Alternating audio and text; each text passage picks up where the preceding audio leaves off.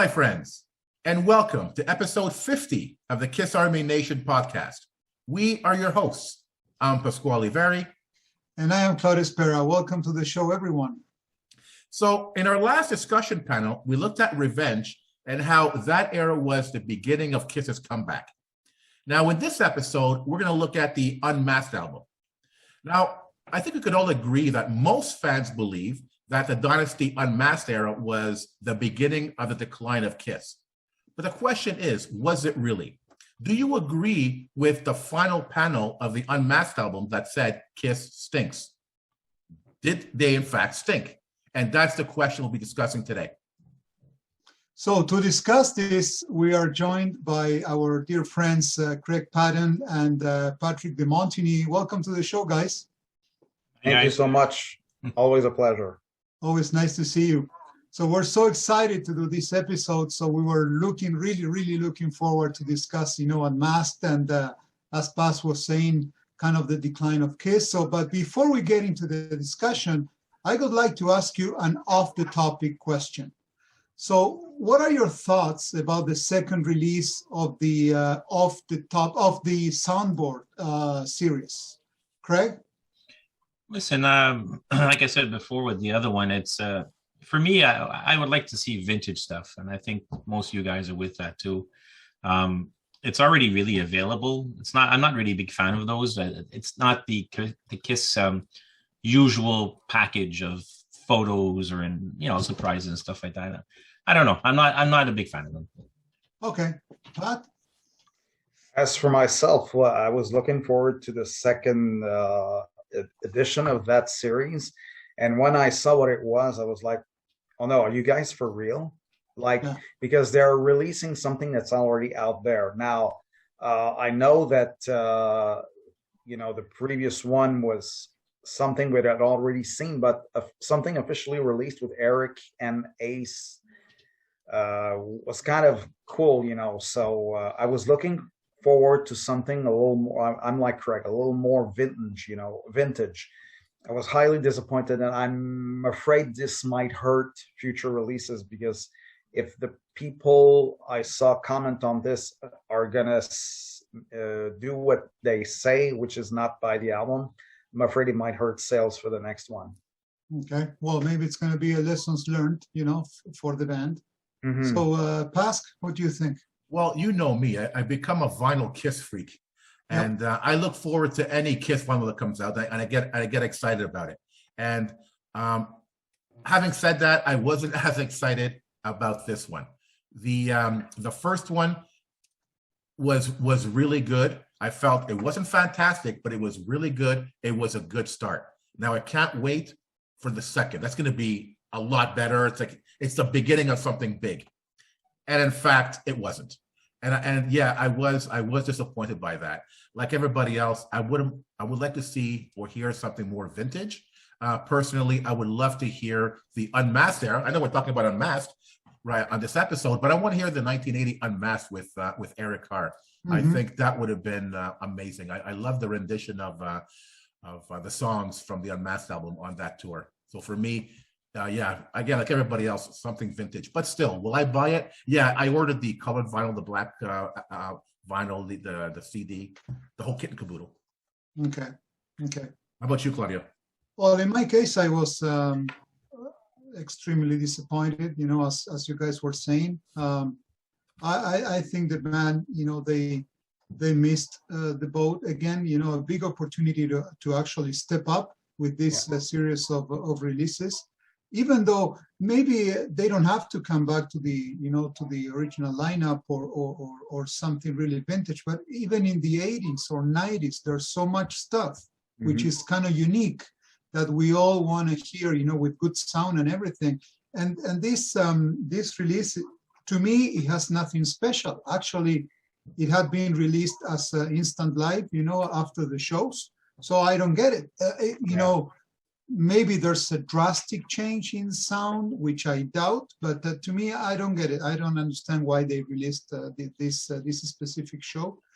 But anyways, so now we have to keep waiting for the third one. So this one, I'm not very I'm not going to buy it because it's to me, well, I already have it. So what's the point? So. Right. Yeah. Okay, so let's get this show on the road and talk Unmasked. And again, really the question is, in that era, did Kiss stink or not? Really? So let's start with the first question. What event in history triggered the decline of Kiss?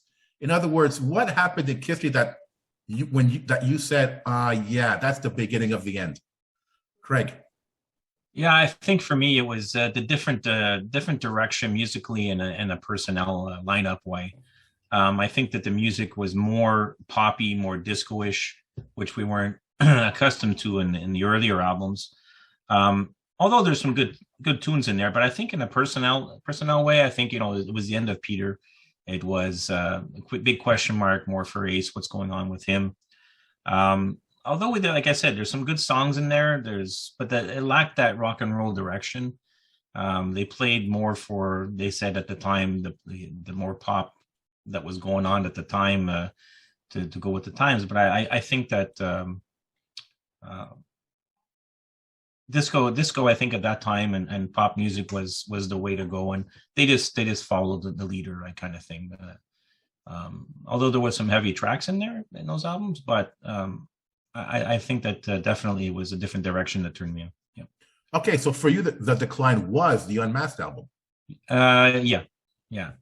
Okay, Patrick, You're looking in the Dynasty, where maybe I thought it was a one-off, but then when they come to the Unmasked album, and it was more of the same, less disco-ish, but more still poppy.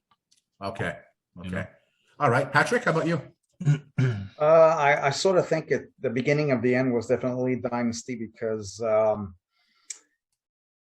as Gene said it himself, that by that point, Kiss became a pop band. So in that sense, the production of the songs, I always maintained that if the albums would have had a heavier direction, the same songs, but produced in a heavier kind of sound, the story would have been different, because you got to remember that people who liked heavy stuff, they had Sabbath, who had a newly approach and a new lineup with Ronnie James Dio, and you had younger bands emerging, Judas Priest, Iron Maiden. So Kiss becomes a pop band, so the audience switched to those other bands, and Kiss became like a cartoonish. I don't know. I mean, the cartoon is one thing, but the sound, if the music had been heavy, I believe they would have got away with, doing some of the things they did, like the movie or the solo albums and things like that. But that was the beginning of the end, because Kiss became the uncool band. Mm-hmm. They went from super cool to, oh yeah, they sold out. Mm. Okay. Claudia, what about you? I think that, to me, the main the key moment in history where you could see that the band was kind of going down, it was with Peter's departure. Okay, because even though Pat and Craig, they're right. So Kiss basically changed the direction musically and all the stuff. So they kind of sold out, as you said before. So I think that once the four originals, broke up with Peter gone, I think that was a strong signal that things were going really, really south fast. Yeah. So that to me summarizes, the decline. Yeah, of course, we all know now after the fact that Peter didn't even play in Dynasty, and even less for Unmasked. But there were already rumors, that one of the members of the band was gonna break out. So to me, that was the main thing. So to me, that was the main event. What about you, Pascal? What do you think? Okay, so bear with me with what I'm about to say. I agree with all of you, but for me, it all started with Alive. And you're thinking, what? It makes no sense. Sure it does. Because with Alive, they reached the pinnacle of their success. Where do you go from up, right? And unlike, for example, AC/DC, Kiss didn't try to just, okay, listen, we have our sound, We know who and what we are. Let's just continue on this road. But they kept on trying to be bigger and bigger and bigger. You just can't do that. You keep blowing that balloon, it's going to pop. And after Alive, they tried for revenge, and again they went in another direction. Fant at the time, at the beginning of it anyway, didn't like it. Kiss started to panic. They wanted something more back to the basic roots of the Kiss music, and they came out with Rock and Roll Over, and then with Love Gun, and then you got the egos that come with success, the alcohol and the drugs that come with success, and you had the issues with Ace and Peter, and then you had the solo albums that basically, I don't know, it really watered down, I believe, the fans' perception of what Kiss music was, because for me, the solo albums is part of the Kiss catalog. The logo is there. For me, it's part of the catalog. So, the mighty Gene Simmons and his music like God of Thunder and Almost Human. And then you hear some of the stuff on his solo album. That's not the Gene Simmons demon that I know. That's not the Peter Criss that I know from Kiss. So when they release their next Kiss album, you come out with those memories in mind, with now a tainted view of the four characters, if that makes any sense. And again, after the solo albums, they tried a different direction. Let's try Dynasty. And why? It was the beginning of them following trends. And the following of the trends didn't start in the 80s. It started in the late 70s, in their heyday. Let's go for disco. The success of I Was Made for Loving You. There we go again. It heightened their success with that song. And let's go disco now, or at least let's go pop. And it went pop. Their bubble burst, because there's no way they were able to maintain the success that started with Alive. Interesting take. Yeah. I never thought of that way, but it makes sense. So now if let's try to get a bit more specific. So we're talking about the decline, rough times, shaky egos, destruction for each one of the members of the band. What do you think? What role did the individual members of the band have in this decline? So how much each one of them they contributed to the decline of Kiss? Craig, let's start with you. Yeah, well, I think that Peter was the biggest departure for the biggest decline. I remember hearing an interview from Paul saying that Bill O'Coin basically fired Peter. They decided to give him a second chance. They brought him into rehearsals, and he showed up with sheet music. And then he started saying, well, yeah, you guys got to bring your sheet music because I read sheet music now. And they were all like, yeah, but we're rehearsing old tunes that you can't even keep up with. So they had to cut him loose, right? So what they had done was basically the Shandy video was the last video for him. And from what I heard was that they finished the video and everything. And at the end of the video, he took his makeup off, took his makeup case and left, and didn't say bye. Didn't, say thanks a lot, guys, nothing. He just got up and left. And I think that basically that was a lot of the reasons. I mean, Ace had his problems with his antics too, his drugs, his alcohol, his accidents. Although he did have three contributing tunes that were pretty solid on Unmasked. Don't Talk to Me, Two Sides of the Coin, and Torpedo Girl, which were not bad. I mean, it was probably some of his better tunes that he's done with the band over the years. But what you saw that too was going towards another area that he's not happy that might happen too. But I think the Peter departure was definitely the biggest one and the biggest factor. What about Paul and Gene? Do you think that were they in La La Land or? I think I think they were in. Basically, the money was pouring in because of the popularity of Dynasty and the merchandise and all that stuff, and their extreme popularity, which I'll mention later in Australia and Europe during that time. I think they were definitely in a different world. They didn't. I don't think they saw the 100% of the decline of the band. they saw that they had to rush and find a new member, which ended up being Eric Carr, which with the double bass drum gave a different sound to the band. And I think it was a great change. But I don't think that they understood basically that they were still on the, how can I say, the road of, yeah, we got to make this money. Yeah. Yeah. Pat? Yeah, I think, probably, of course, Peter's departure was something that was the first major crack.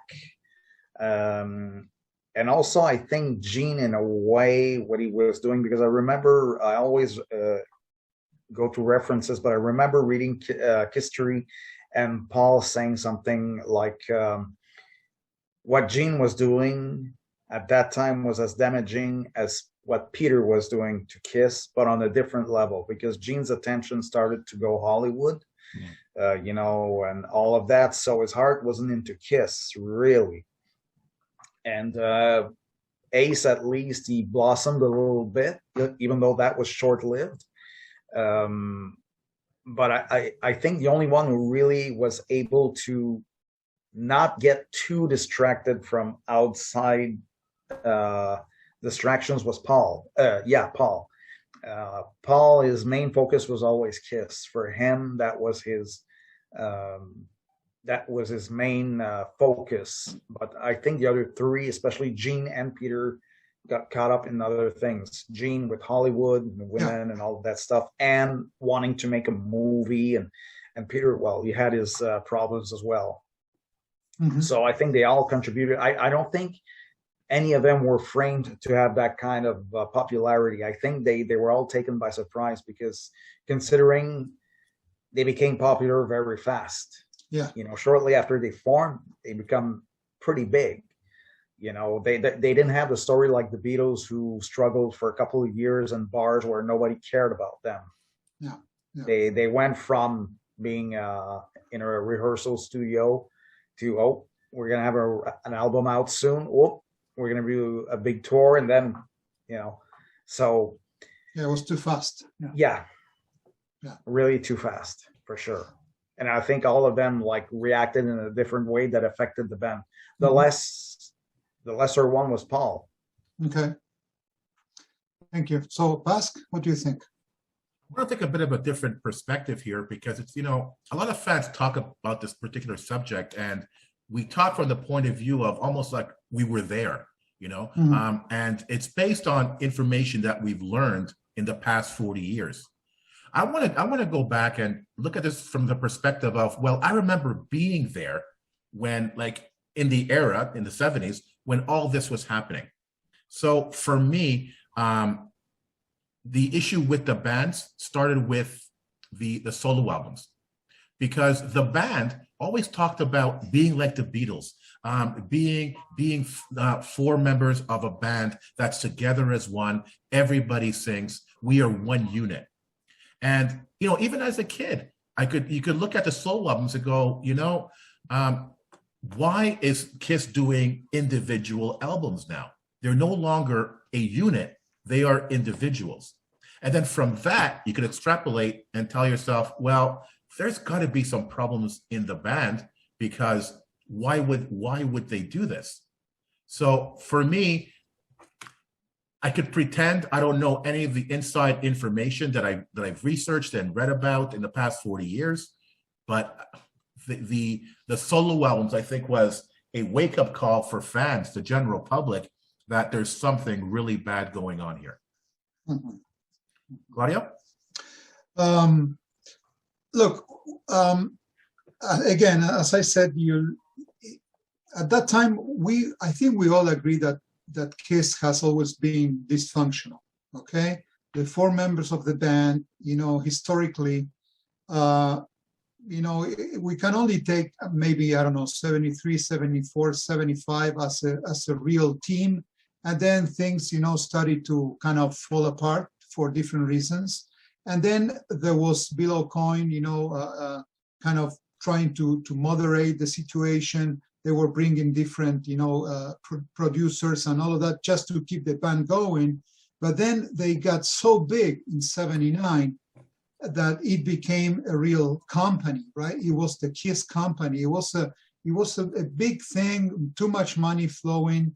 And then I think, if we come back to the original question, what role each one of them had in this decline, I think it's obvious. So after the solo album, Ace thought that he could go solo without any issues. He could write songs. He had the most successful album. So Gene, as Pat was saying, he was dating Cher, Hollywood and blah, blah, blah. Paul, of course, always wanted to explore musically, so he got into more methodical way of writing, studied to hook up with Vinnie Poncia, and Peter was in the Twilight Zone by that time. So I think that actually, the Cracks in '79 was something that was really cooking for many, many years.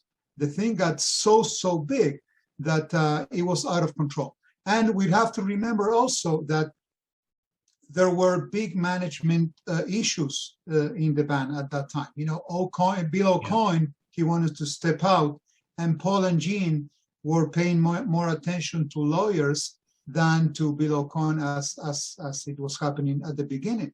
So as we all know, if it's a company and there's management issues, everybody will suffer. We know that. Mm-hmm. At that time, it was a company. Okay, so now despite all of these cracks, as you say, and Kiss always has been a dysfunctional band, I think like most bands, there's some kind of dysfunction in them. But what really counts at the end of all the fighting is what they produce, and that is the music. Mm-hmm. So look back and think about, when you heard Dynasty for the first time and you heard Unmasked for the first time. How do you feel about the music of the era? Craig? Listen, on this one, if I do believe during that time, they did sign on with Polygram Records, and I think that they wanted numbers. So I think that they really tried to appeal to masses, the rock fans and the pop fans. So if you're looking into that, it's also, there's a new record deal in place. So they got to appease the record people. They got to appease the fans. So it's definitely a weird era where, for me, Dynasty, there's a lot of good tunes on there. Save Your Love, Charisma, Sure Know Something, and on Unmasked, you have, for me, the standouts are Tomorrow, She's So European, Naked City, and stuff like that. They tried to appeal to too many masses, and I think that's where they failed. If they would have went strictly rock or strictly one on the other side, I think they would have different results. But I think they needed to be more focused on one genre. Okay, Patrick? Yeah, I think to me personally, I think Dynasty is better than Unmasked. It still has that little hard rock edge, whereas on Unmasked, I was actually listening to Unmasked this afternoon while working in the background to get into the mood. The mood, yeah, exactly. Thank you. And I think the problem with Unmasked, it's way too poppy. The keyboards, the keyboards are present everywhere. And I think, again, that ruins the songs, because as I said in the beginning, the songs were pretty much there. There's good stuff, but the production is what makes it either good or bad. Same with Hotter Than Hell. The production with Hotter Than Hell was so bad. I'm gonna say that it, the album suffers because of that. And I think Unmasked, that's what happened, but for different reasons. The pop approach. And like you said, probably being on a bigger record label, they want numbers and things like that. But, I think the disco people, they liked I Was Made for Loving You and then went on to the next one-hit wonder, whereas Kiss betrayed their fans by going disco, and it's like, oh, well, forget it. So it was a vicious circle. Mm-hmm. But the music, I think the music was there still. If you listen, I like Naked City on Unmasked. I like Talk to Me. I like Torpedo Girl. Ace really stands out on the album. Paul's songs, I find them a little too poppy. But again, if the production had been a little darker, Yeah. maybe we would have had a different result. But the music was still, I find the music was still better than the latter releases. Hey, Claudia, how do you feel? Yeah, I'm with Pat here. We have to remember that moving to work with Vinny Poncia, he was trying to be more musical, more commercial, and something that Kiss wasn't used to do. Music with a lot of details, more sophisticated. I find that Dynasty was well thought and well planned. It was definitely a new direction for Kiss. But the main difference with Unmasked, to me, I have the impression that Unmasked was made kind of in a rush, okay? It lacked, soulfulness. It was kind of a character sketch of the previous album. They didn't take enough time to come up with really, really good songs and good sound. To me, it sounds too nice in terms of musicality over raw energy. So I can still feel some rock in Dynasty and not so much on Unmasked. We also have to remember that Paul was kind of, he was writing those kind of songs at that time. So he was exploring big time, and Gene, he contributed with a couple of songs, but there was nothing outstanding. And of course, Ace, I love what he does in both, Unmasked and Dynasty. But look, we're gonna speak about later. But for people who jumped into Kiss in '79, that didn't have the chance to explore, Alive and Destroyer before.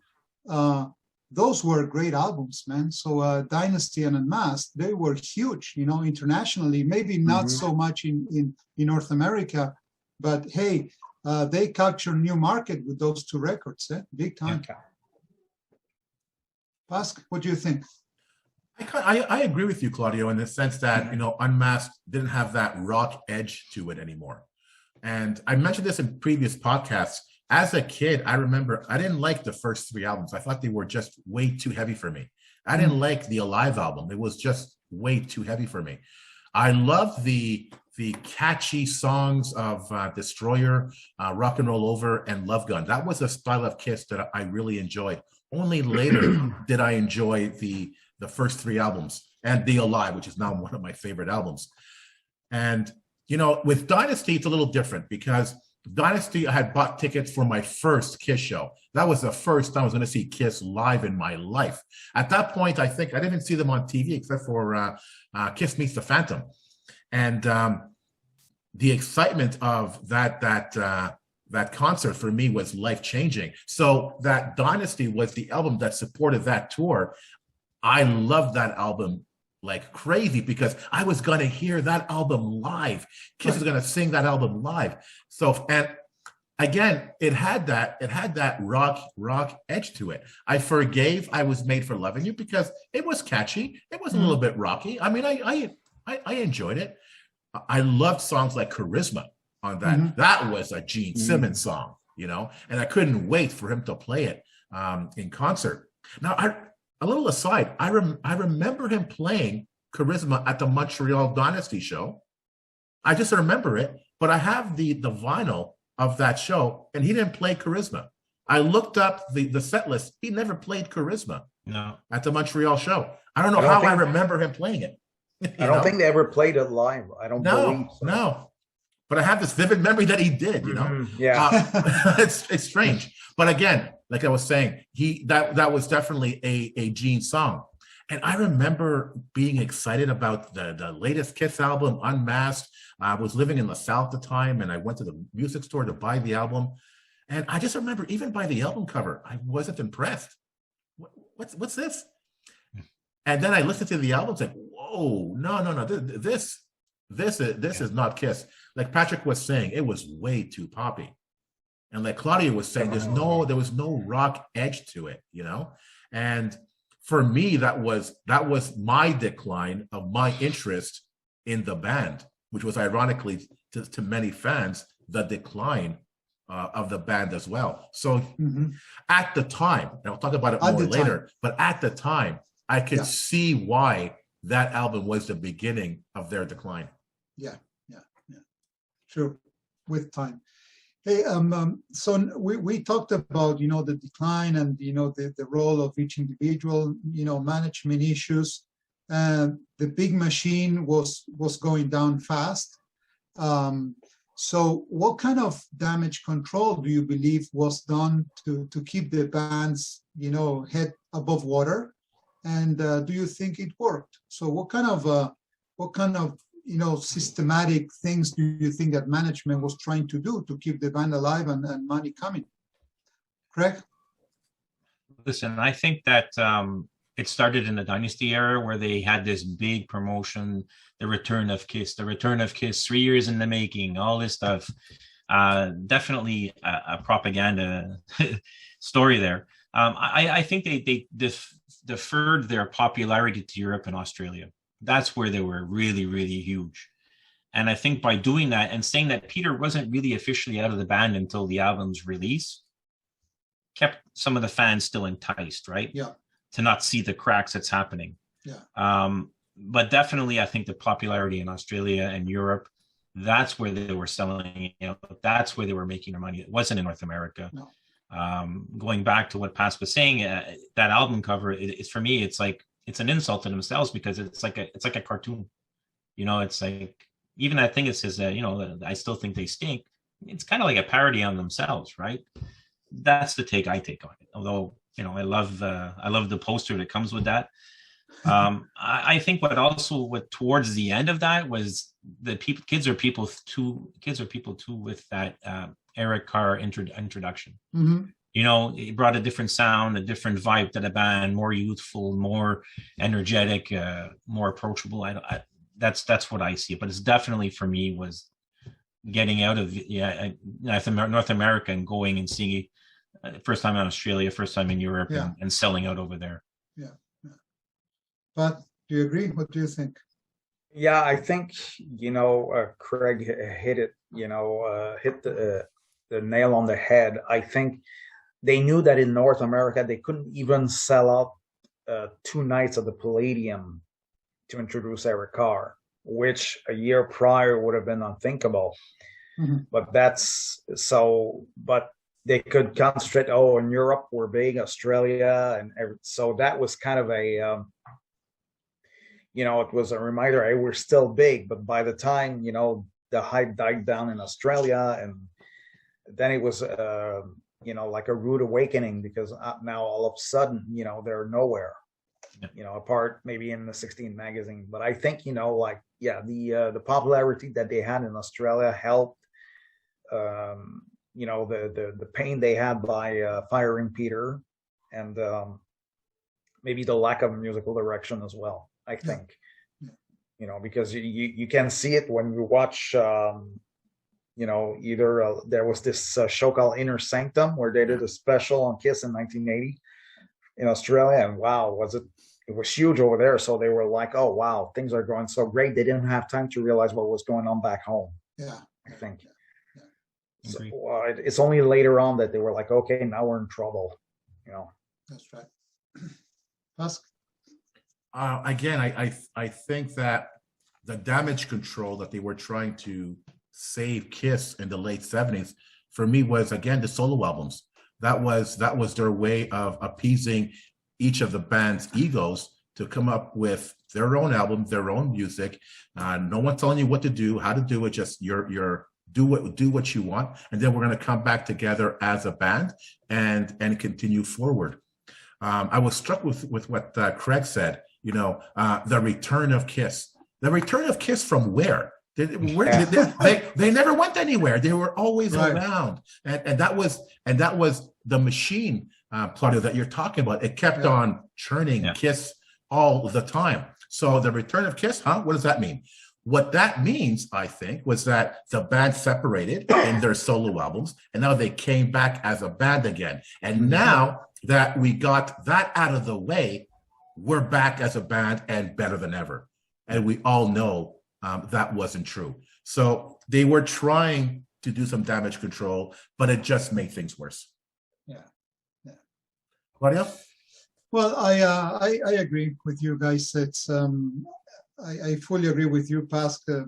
To me, you know, the solo albums was kind of the start of the end, and I think what management was trying to do to keep the machine going, it was merch, you know, merchandising, you know, all over the map, not paying so much attention to music. That's why we're saying that Unmasked was made in a rush. You know, they had to keep the momentum going, mainly with the international market, you know, more than the US.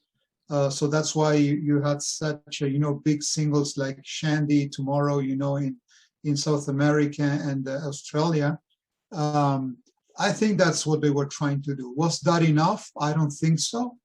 I think they should have done something better to keep, you know, Ace happy. I know that it was impossible to keep Peter in the band because he was already gone, but you know, I think they should have tried to reunite a little bit more, you know, the members of the band and not being, you know, under lawyers and all of that. But you know, it's always interesting to discuss, you know, after the fact. But once you're going through that, you know, moment, you have tons of money flowing and your ego is astronomical, it's very hard to think. It's very hard to look at things with perspective. You know, it's tough. Yeah, and I mean, having said all that, we're talking about the decline of Kiss during the Dynasty Unmasked era. But again, I want to touch on what Craig said. There is a lot of positive, a lot of great things happened for the band at that time. So despite these supposed decline, what were some of the highlights for you guys in the band in that era? Craig? I like to put it this way. I think the highlights for me were for me, I used to always look for that 16 magazine coming out, the new issue. For me, it was new Kiss costumes. You know, when they got all the new costumes, elaborate as they may be, I think they're probably one of the better. I mean, that jean outfit is amazing, right? The Ace one, I think, is really great too. MTV, like MTV videos, there was the Shandy, there was the first time we saw them in real videos, except for Come On and Love Me and the older ones. But then there was also Talk to Me and She's So European on that European show. I Was Made, Sure Know Something, you know. Yeah, exactly. Those were the first time I saw them in videos, which was for me captivating. Europe and Australia tour, definitely. You know, but going back to one question, I just wanted to mention something I forgot about. It was we saw really the biggest cracks too, like Pascal was saying about the solo album is you remember that Tomorrow show when Peter and Ace made the band look stupid?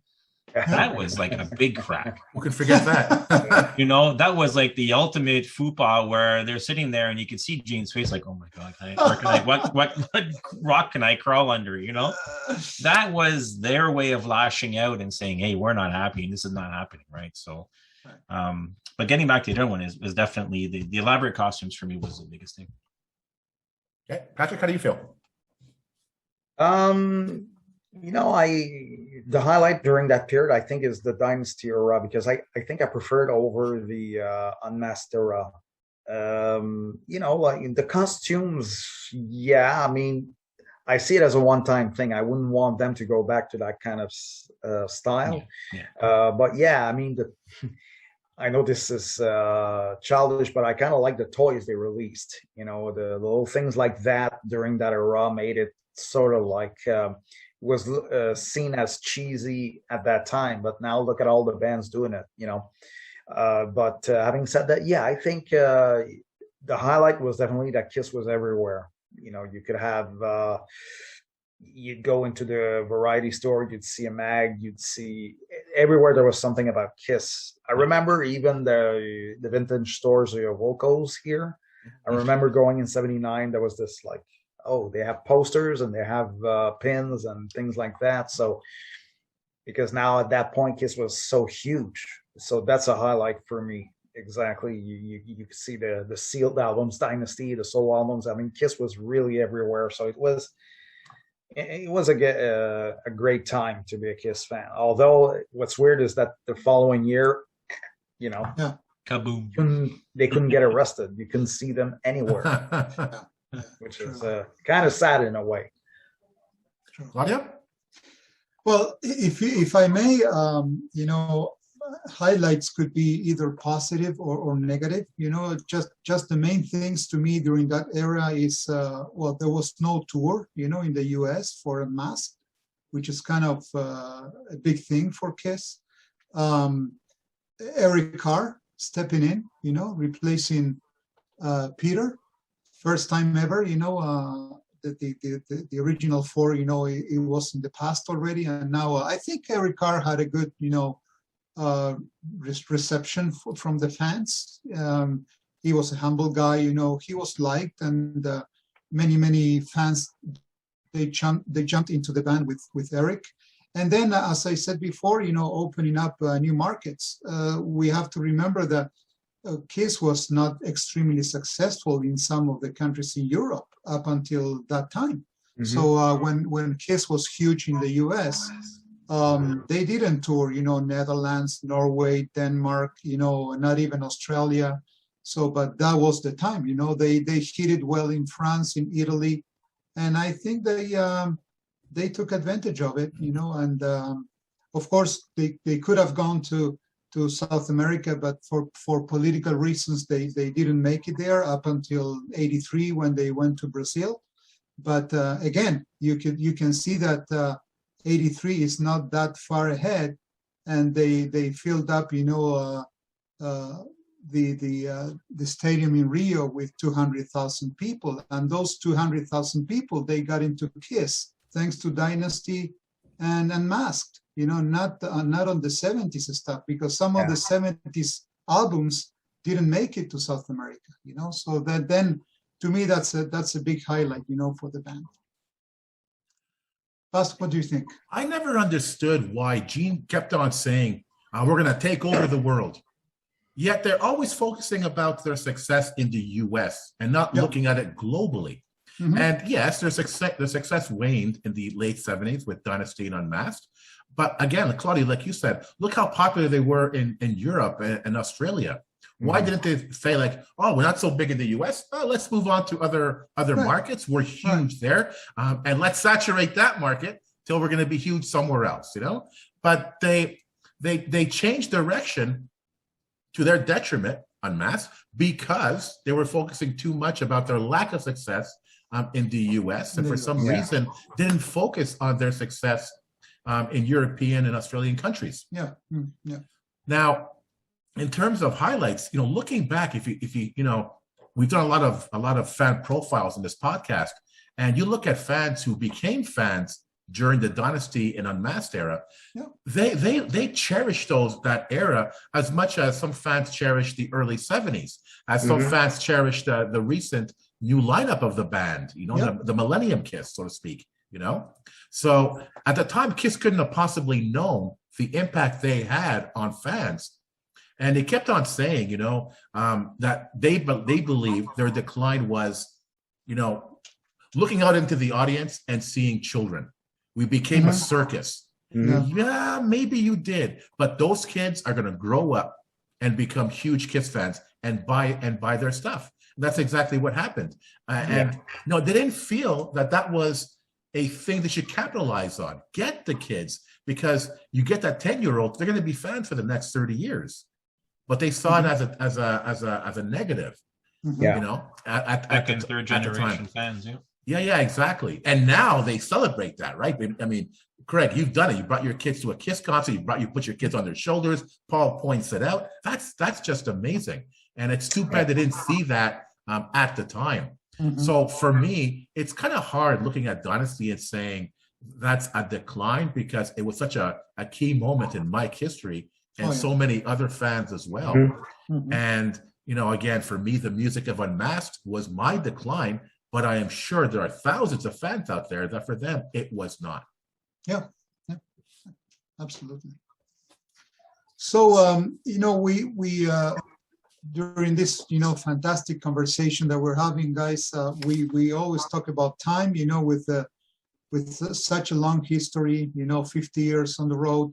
There's so much, to talk about. So now what I think is that, oftentimes KISS projects may receive like a warm response from fans, but with time, they might become even fan favorites, okay?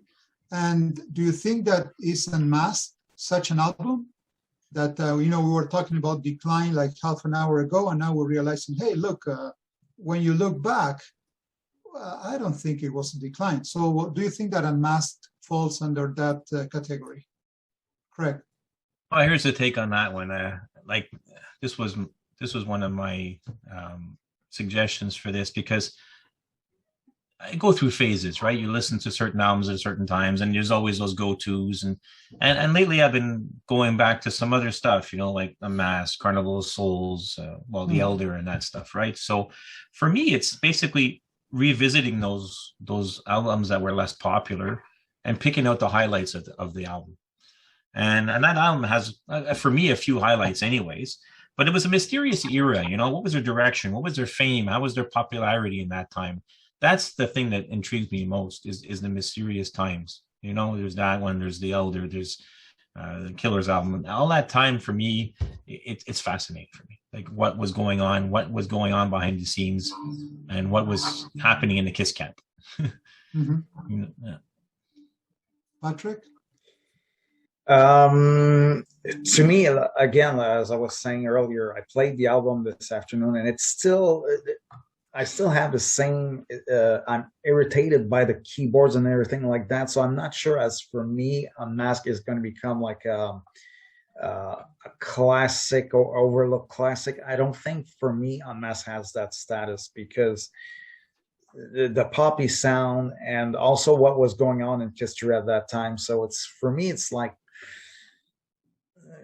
it's hit and miss. But again, some of the material is great. Yeah. But it's not an album that I pull out very often, to be honest with you. Even the tour, you would imagine with having a drummer like Eric Carr that the band would sound amazing. Of course, it gave them more stability, given what was happening in the previous year. But for some reason, it didn't gel at first. I think it wasn't until the Creatures era that it gelled and it became heavy. It's like heavy drums, but poppy playing. Yeah.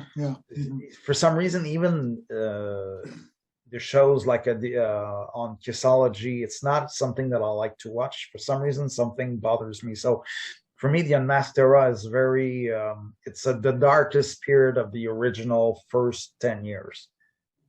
Yeah, and the tempo on the songs was so fast. Oh, so yeah. that was It's kind too of much. strange. Yeah, that was strange. Too much. Just a quick example. Yeah. Again, I can't say good enough things about Eric Carr, but at the end of King of the Nighttime World, on that show in Sydney, 1980 on Kissology,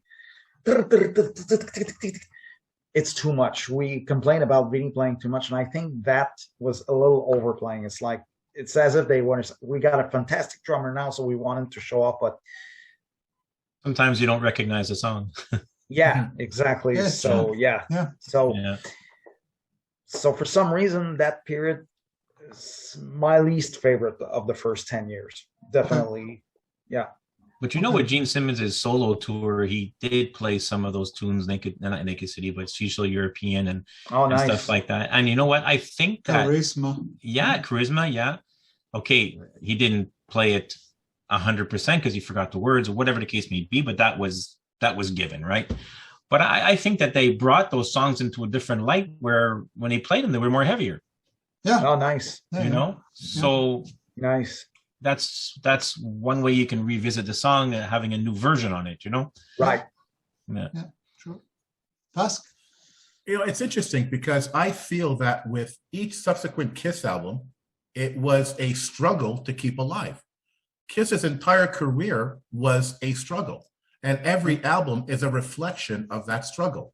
If you look at, the first three albums, it's a given. They're trying to gain popularity with those albums, and they couldn't Till Alive. They tried a different direction in Destroyer, and fans didn't like it. The band again started to panic, change the direction. Their entire career was like that. Yeah. But in a sense, that is the genius of Kiss music. If you want to listen to AC/DC, you can pick out any album, and it's classic AC/DC. After a while, you're going to go for another band. But with Kiss, it depends on your mood. Do I want early rock? Do I want heavy? Carnival of Souls? Do I want 80s? Do I want poppy? Do I want completely off the wall? The Elder? There's so many different styles to choose from. The music is so many things to so many different people.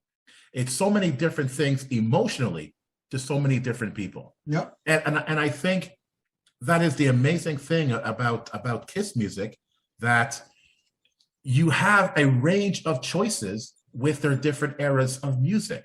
That's a good point. You know, and at the time, I didn't like Unmasked, but now it is one of my go-to albums. Like most of their albums are. I've been listening to Carnival of Souls for the past few weeks. You know, almost every day. I'm in a Carnival of Souls mood. You know, when the box set came out. Good. Yeah, and when the box set came out, I was in the Destroyer mood. So I was listening to Destroyer, Rock and Roll Over, and Love Gun. Recently, I was listening to a podcast from a podcast about the first album, and I was listening to the first 3 albums. It's amazing that way. So the answer to that question, yes, it's one of the go-to albums for me, depending on how I feel at the time. Right. It's a great point you make. If you look at other bands, I'll just take Nickelback for example. All their songs to me sound the same. Mhm. So it's in the same tone. It's in the same it's the same tone or whatever the case may be. But you're perfectly right, Bas. Depends on your mood. You know, if you're depressed, you're going to come home and listen to Carnival of Souls. If you're in a poppy mood, you may go listen to Love Gun. I don't know, you know, but it all depends on what floats your boat, right? But no, that's a great point. I never thought about that one. Yeah. Mm-hmm. I love it. One of the things that I love of these, discussion panels is that instead of getting deep into Unmasked and trying to dissect the album, song by song and lyric, and we're talking about emotions. So what does the album mean to you? Okay, and I'm driven by emotion. You know that already. So what I have to say about Unmasked and that specific era is that, to me, that was the first time I got exposed to Kiss. So I remember going to my cousin's house, and he showed me Alive, and at that time, it was a vinyl, and he put side 4, and I didn't like it. So same as Pask, I thought, what is this guy? This is too rough, too rock. And then during that time, 79, I see Kiss on TV with I Was Made and Sure Know Something, and then Dynasty comes out, and then Unmasked, and I love those albums and still do. To me, it brings joy every time I listen to that. I'm back 10 years old, like when I first listened to that. So again, to me, of course, after you get into history and you read stuff, that it's been kind of the decline of Kiss. But for people who got into Kiss 79, those are awesome albums, So of course, and it goes with the mood.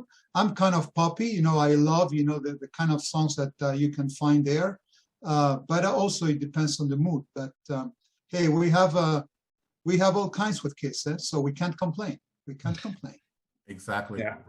And I agree with you, Claudio. I love the direction this discussion went into, because it could have easily gone into the details of the album and really nitpick the album.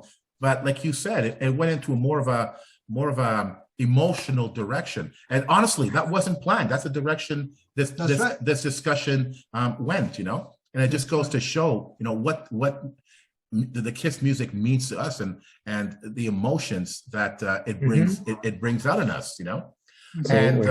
And again, having said that, I can't believe we're almost at the end of the show here. Every question basically led to the final question. So in conclusion, do you agree with the last panel of the Unmasked album? Kiss stinks. Do you believe that during the Dynasty Unmasked era that Kiss stunk? Or do you think that they didn't? Craig. Here's my take on it. I don't think that they stunk. I just think that they lost their vision. They lost their way. Declining numbers in North America, but yet, having a new unforeseen popularity elsewhere that brought, like Claudia was saying, and also Pat, was they opened the eyes to many other people. So in a way, yeah, they lost in North America, but they gained all around the world. Mhm. So it was a give and a take, right? Pat? Hard for me to say that my favorite band stinks, but I think at that time, yeah, I agree. They lacked direction very much. You can tell that they were pretty much out of touch. I think not the band, but the era and what was going on, that stunk.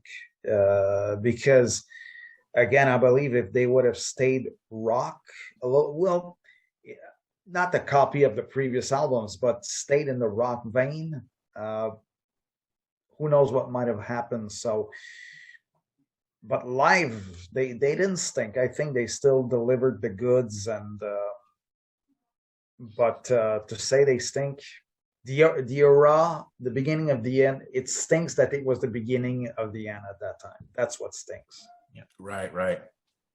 Claudia, how do you feel?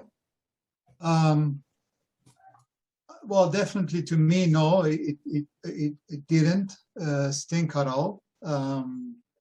It was different. I have to say that maybe it's not my favorite era, that's for sure. But to me, no, to me, the 80s were interesting. I don't know, Pat, if there was too much room to keep doing rock, hard rock in the 80s. Mm-hmm. Everything was going too pop, and if you wanted to make money, if you wanted to be, to have songs on the radio, I think, sooner or later you will have to go a little bit popular, Yeah. But maybe Kiss went to the extreme, but still, I think it's a very interesting era for Kiss. As I said before, the departure of Peter and getting Eric Carr gave a new kind of fresh blood, to the band. But no, but it's interesting, with the more time it goes by with the band, of course, Paul and Gene, they will always have something to say to justify, the success or failure of any specific album, So once everything is said and done, it's too easy. But I think during that time they were honest. They were doing what they thought they had to do. Of course, maybe not with the best of guidelines from the people around the band, but that's what it was selling. And again, if we're gonna measure decline only by what happened in the U.S., well, maybe yes, it is a decline, but I don't think it was for the history of the band, not at all. Pascal, what about you? What do you think? Okay, so the question is, did they stink? My answer, no. If they stunk, it would have been over. The band would have been out, gone, finished, complete. They've been around for 50 years. That says a lot, And did they go through changes throughout these 50 years? Yes. Did they have their ups and downs? Absolutely. But if you look at it globally, no, they didn't stink. There's not one era of the band that stunk, because it's basically, it made them who they are today, Yeah. For example, on a personal level, I want to live my life having no regrets. And knock on wood, I'm 53 years old and I have no regrets. I've done things in the past that I'm not happy about, or I'm not proud of, but I don't regret them because it made me who I am today. Mm-hmm. And I feel that with Kiss, it's the same thing. A lot of what they did with, the Destroyer era, the Unmasked era, even the Elder era, made the band who they are today. And each of those eras brought in new sets of fans, and fans often say that Elder was like the lowest of the low for the band. And now, with the release of Ancient Door, we have a deeper and new appreciation for that album. And in a sense, we can have a whole episode about, what's Kiss ahead of their time with something like Unmasked, with something like The Elder, because at the time fans didn't get it. It took 30 years to realize that's actually pretty good if you think about it.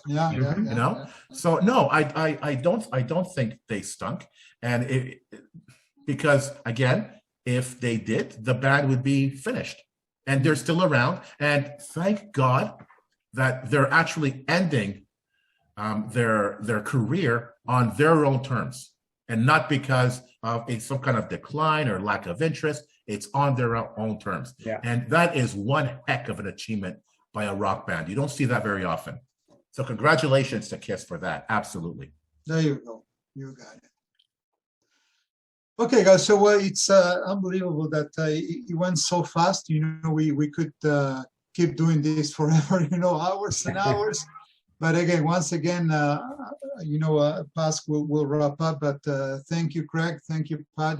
For being, Thank you so much. so cool, and share your thoughts. And it's always great, to see you and exchange opinions. And can't wait for the next one. Thank you so much. Thanks. I've been looking forward to this episode for the past week now, and it's a great excuse to get together with friends and discuss Kiss. And I mean, we live close by. We could just come over to my place and let's do that, But there's a certain something about sharing this with other people and seeing that other people appreciate what we're doing here and they get something out of these discussions.